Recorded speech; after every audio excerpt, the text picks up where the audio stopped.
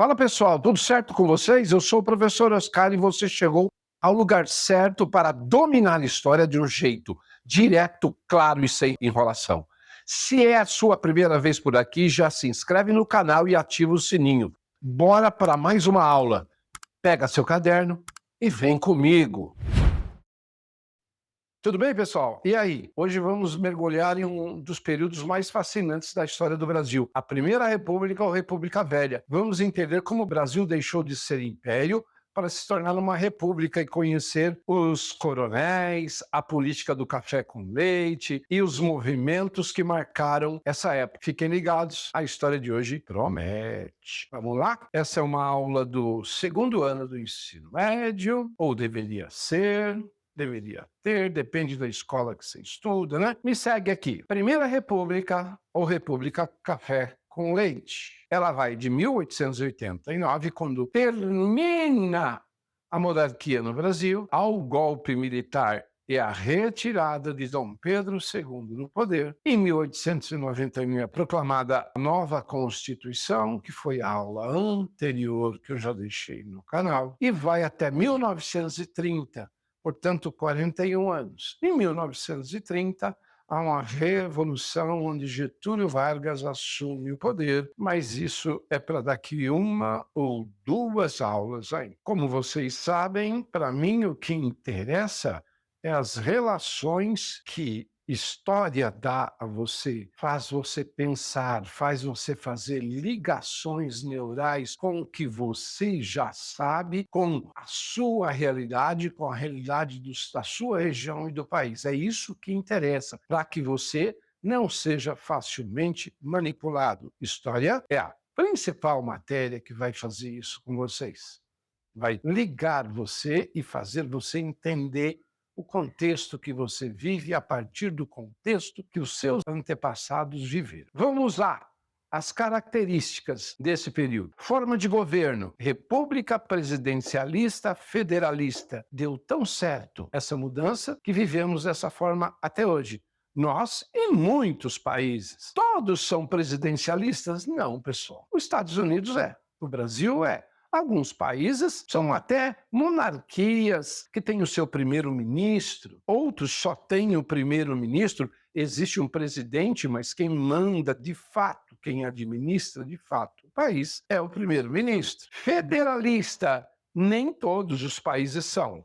De novo, Estados Unidos como exemplo. É federalista. Os estados lá têm até mais autonomia do que aqui. Exemplo de outro, a Argentina não é federalista. Ainda os estados são chamados de províncias. Eles têm muito mais dependências do governo central do que o Brasil. No Brasil, os estados, como São Paulo, Rio, etc., todos eles têm uma certa autonomia, porque arrecadam através de impostos e etc. Coronelismo, pessoal. E se a Primeira República está na infância da República da Democracia no Brasil, e a gente vai entender isso, tá bom? Esse coronelismo vem de coronel, aqueles que no interior do Brasil mandavam e desmandavam em todo mundo. Mandavam na política, na segurança, na polícia, etc. E imagina no pobre, então. É nesse contexto aqui, pessoal, que vai aparecer a Guerra de Canudos, o cangaço, o fenômeno do cangaço. Todos esses movimentos são por causa da desigualdade social absurda que existiam e a falta de assistência política, econômica, social, que esse período deu,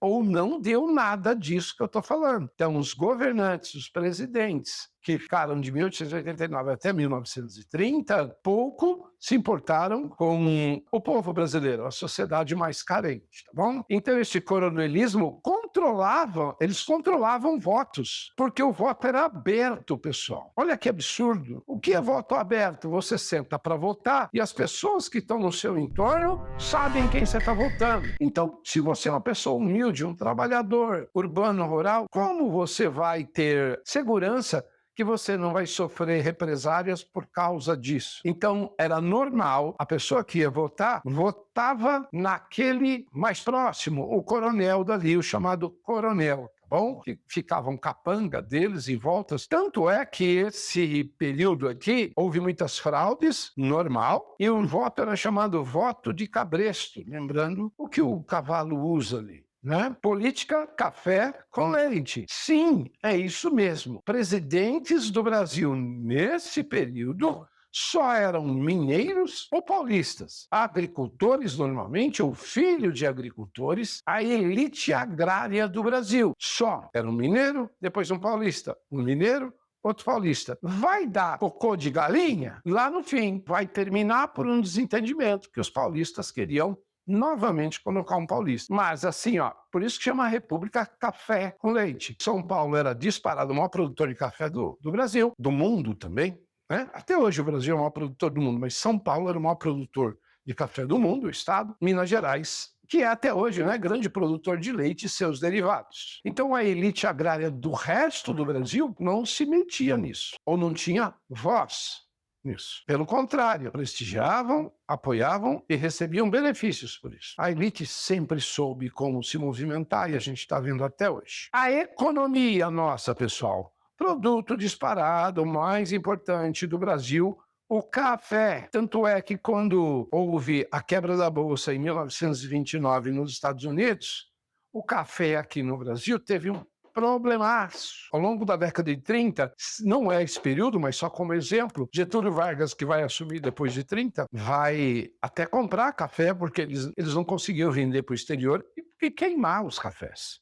O cafezal e pagar a elite. A elite não pode perder, né? Industrialização foi muito lenta e principalmente em São Paulo e Rio de Janeiro. Os outros estados ficaram de fora disso. Quem trabalhava? Os recém-chegados imigrantes, mão de obra que substituiu, melhor dizendo, os escravos, que foram libertos em 1888. Como a sociedade funcionava? Elitista e excludente. Sociedade brasileira, elitista e excludente. Se nós reclamarmos isso ainda, e temos que reclamar, excludente por quê hoje em dia, pessoal? A escola não é de qualidade, como é a escola da elite, saúde não é como é a particular, a segurança não é. Então ainda é, em menor grau, mas ainda é importante que a gente mude isso. Aqui não, existiam pouquíssimas, mas pouquíssimas escolas. No estado de São Paulo, por exemplo, escola pública. Era uma ou outra. Então, muito elitista e excludente. A maioria não votava, mas não votava mesmo, porque mulheres ficavam fora da política, não podiam ser eleitas. Não é isso. Elas não podiam nem votar. É no governo Vargas que a mulher vai ter o direito a voto. Então, mulher, mais de 50% está fora. E por incrível que pareça, pessoal, os analfabetos também não podiam votar. Mas era cerca de 90 a 95% da população era analfabeta. Então a gente tem por volta de 5% de pessoas alfabetizadas que votavam. E tinham que ser homem. E tinham que ter 21 anos. Então é por isso que é elitista. Só a elite letrada, como se falava antigamente, que votava. Ou seja, a elite, os coronéis, essa política café com leite, só eles votavam e alguns mais nada. Então nós tínhamos um país que a elite da elite que mandava e a elite da elite que votava, tudo bem? Crescimento urbano, greve operária. Crescimento urbano por causa dessa, embora lenta, industrialização, mas importante, começa a chegar muita gente de todas as regiões do Brasil, inclusive esses imigrantes, muitos vão vir para a cidade, vão vir e abrir em São Paulo e Rio de Janeiro. É nesse período que São Paulo se torna a maior cidade do Brasil e mais rica. Tivemos aqui um dos homens mais ricos do mundo nesse período, o Conde Francesco Matarazzo. O que é importante nessa aula? Essa aula é importante vocês saberem que o período de domínio das elites agrárias de São Paulo e Minas Gerais foi pleno. Houve fraudes eleitorais, e a gente dá o nome, isso é muito normal, cair em prova, voto de cabresto. Movimentos sociais aconteceram. Greves operárias aconteceram, comunistas, anarquistas, que foi um movimento muito forte na época, e a extrema dependência de um único produto agrícola, um produto agroexportador, o café.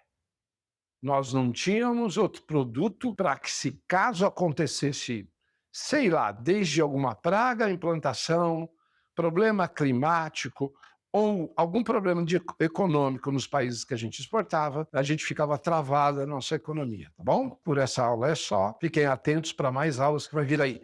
Por favor, pessoal, lá no começo eu coloco, dê o like. Mas dá like, eu tenho centenas e centenas de views por cada aula dessa e tem meia dúzia de likes. Vocês assistem, se assiste até o fim é porque gosta, e não dá like, e não é capaz de compartilhar isso com os coleguinhas que precisam aprender e estudar, só de ano, passar no vestibular.